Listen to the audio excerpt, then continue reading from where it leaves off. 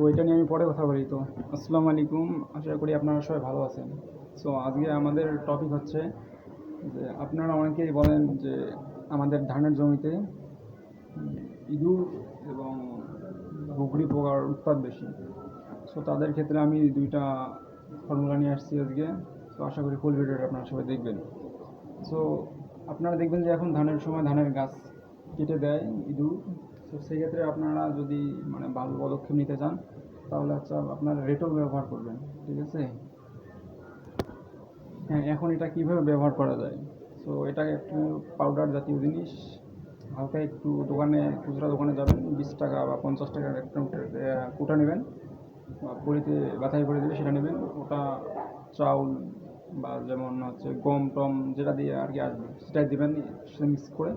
So কাজ 100% হবে। So আপনারা এটা যদি না ব্যবহার করে ইউজ করেন, তো সেক্ষেত্রে আপনার যদি আরেকটা আছে, সো ব্যবহার করেন মিনটক্স।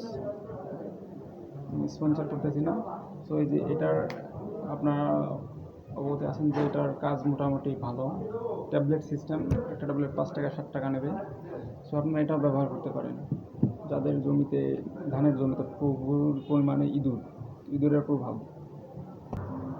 আশা করি তারা এই দুইটা যদি ব্যবহার করেন আপনারা পরিমাপ মতো এবং কেমন পরিমাণ ইঁদুর আপনাদের জমিতে হয়েছে সেক্ষেত্রে আপনার সেই সিচুয়েশন অনুযায়ী ব্যবহার করবেন, ইনশাল্লাহ কাজ 100% পাবেন।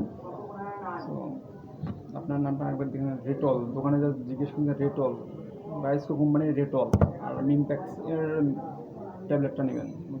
এই দুইটা ব্যবহার করবেন, ইজিলি আপনাদের জমি থেকে একদম উধাও হয়ে যাবে।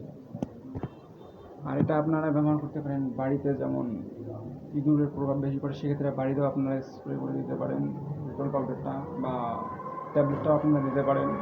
তখন দেখবেন আপনাদের বাড়িতে ইঁদুর একদম উধাও হয়ে গেছে। তো ঠিক আছে, আজকের ভিডিওটা এইটুকুই। আর প্রথম জানেন ভিডিওর মান তেমনটা ভালো আসতেছে না, সবাই দোয়া করবেন যেন ভালো ভালো ভিডিও আপনাদের দিতে পারি।